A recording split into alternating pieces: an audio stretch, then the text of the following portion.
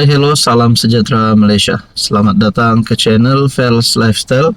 Terima kasih kerana terus setia dan terus bersama di dalam channel ini.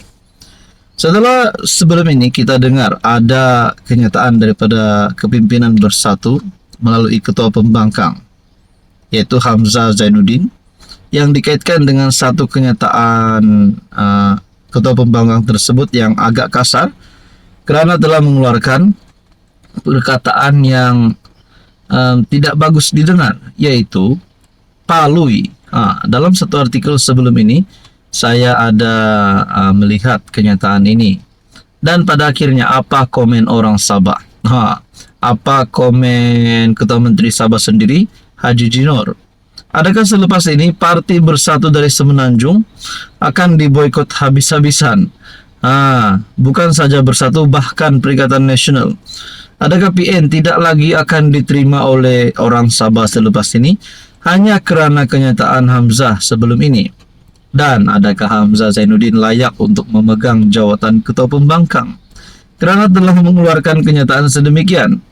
Nah, saudara-saudara, menurut Haji J, satu kejutan kepada politik Malaysia, jangan maki orang Sabah palui. Haji J ingatkan Hamzah. Ketua Menteri Haji Jinor tegur Hamzah Zainuddin yang hambur kata penghinaan palui kepada pemimpin dan rakyat Sabah. Ketua Menteri Haji J membidas sikap Ketua Pembangkang Hamzah Zainuddin menghamburkan kata penghinaan palui bermaksud bodoh terhadap pemimpin dan rakyat Sabah. Aduh, saya sendiri pun sebagai orang Sabah terasa sakit hati tahu. Saudara-saudara yang saya dihormati, apakah ini akan memberi kesan kepada Bersatu sendiri, kepada PN sendiri? Siapa nak undi kalau pemimpin cakap kita ni bodoh? Saya sebagai rakyat Sabah, saya tidak suka lah. Saya sendiri tidak setuju dengan kenyataan begini. Kenapa? Kami ni hina sangat kah? Tapi kalau Hamzah Zainuddin mengaku bersalah kerana telah ditegur oleh Ketua Menteri Sabah sendiri, mungkin patut Hamzah Zainuddin melakukan permohonan maaf kepada seluruh orang Sabah, seluruh rakyat Sabah dan seluruh kepimpinan di Sabah. Haji J yang juga pengurus CJRS menggambarkan timbalan Presiden Bersatu itu tidak wajar datang ke Sabah kerana membawa budaya politik Semenanjung yang dikatakan suka memaki. Banyak pemimpin dari seberang datang. Saya beritahu mereka, kalau datang mesti sopan. Jangan bawa perangai dari sana ke Sabah yang harmoni dan aman damai. Saya mahu beritahu Hamzah, jangan hina orang Sabah, jangan hina pemimpin Sabah. Menurut Berita Harian dalam satu majlis di Keningau. Tuan-tuan dan puan, apa komen anda? Hello semua, salam sejahtera Malaysia. Selamat datang ke channel Fels Lifestyle. Tuan-tuan dan puan yang saya amat hormati semua, ini satu kejutan. Mungkin di dalam pimpinan Anwar Ibrahim hari ini, kerajaan perpaduan hari ini, banyak yang mengkritik, banyak yang cakap Anwar tak bagus lah, kerajaan perpaduan, kerajaan madani tak reformasi lah. Tapi pada akhirnya Anwar Ibrahim, seperti yang kita tahu, telah banyak melakukan kerja di luar, dan akhirnya banyak pelaburan yang masuk di Malaysia. Mungkin ramai yang melihat hanya pada sisi negatif, tapi sebenarnya kita kena bijak untuk menilai sudut positif juga. Apa yang diterima oleh kerajaan hari ini, apa yang diterima oleh rakyat. Pada akhirnya kerajaan-kerajaan yang terdahulu, dalam satu pendedahan terbaru, kerajaan PN yang dahulu yang memerintah selama 33 bulan. Ada satu pendedahan yang menarik yang saya nak kongsikan. Satu perkongsian daripada FB page Ana Tahu, Penyakau Negara PN. Mungkin ini menjadi penyebab kenapa PN sampai sekarang tak jadi kerajaan lagi, tak mampu tumbangkan Anwar lagi rasanya. Dalam satu perkongsian daripada FB page Ana Tahu, dengan perkongsian gambar caption Penyakau Negara PN. 6 tahun lepas kami reform, habis-habisan nafas. Hutang kami kutip 3.1 bilion dalam masa setahun.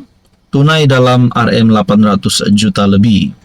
1 tahun je kami buat kerja. Semua penyelewengan kami berjaya kesan dan lebih RM 50 juta nafas rugi sebab penyelewengan. Naik era PN 33 bulan, duit negatif 400 juta dan skandal baja padi 1.8 bilion ditangkap SPRM. SPRM umum GM Nafas akan didakwa. Nah, saudara-saudara, inilah kita tidak tahu adakah berkaitan dengan duit negatif 400 juta, berkaitan dengan skandal baja padi 1.8 bilion, adakah semua ini menjadi tanggung jawab kerajaan pada ketika itu, yaitu Muhyiddin Yassin sebagai PM, Perikatan Nasional sebagai kerajaan. Saudara-saudara, Anda rasa kalau ini benar melibatkan nama Muhyiddin sebagai PM pada ketika itu dan beberapa kepimpinan di dalam PN pada ketika itu, adakah mereka sekali lagi akan disiasat oleh SPRM? Dan paling teruk, adakah kerajaan pimpinan, pemimpin-pemimpin PN pada ketika itu akan ditangkap? Nah, ini menjadi persoalan yang paling utamanya. Saudara-saudara, apa komen Anda? Hai, hello, salam sejahtera Malaysia. Selamat datang ke channel Fels Lifestyle. Terima kasih kerana terus setia dan terus bersama di dalam channel ini. Saudara-saudara yang saya amat hormati, berkaitan dengan banyaklah case yang kita hampir setiap hari lihat di media sosial, bahkan kawan-kawan pun bercakap tentang case Najib Razak. Terutamanya sebelum ini berkaitan dengan Titah Addendum. Dan tidak lupa juga berkaitan dengan 1MDB yang seringkali menjadi perbualan ramai orang. Tuan-tuan dan puan, yang terkini berkaitan dengan skandal 1MDB, rupanya ada satu keputusan tergempar daripada SPRM dan juga FBI. Keputusan tergempar melibatkan dana RM 90 juta. Skandal 1MDB, SPRM, FBI berjaya pulihkan RM 90 juta. Kerjasama erat antara Suruhanjaya Pencegahan Rasuah Malaysia bersama Biro Penyiasatan Persekutuan ataupun FBI dan Kehakiman Amerika Syarikat DOJ berjaya memulihkan wang sebanyak USD 20 juta bersamaan dengan ringgit Malaysia 90 juta berhubung dana 1MDB. SPRM dalam satu kenyataan berkata, kejayaan pemulihan wang membabitkan skandal 1MDB itu berkaitan projek tenaga solar di Malaysia. Kenyataan itu berkata, sejumlah wang itu melibatkan Frank White Jr., yaitu seorang ahli perniagaan dan rakan kongsi firma pelaburan, Disable Capital Management LLC.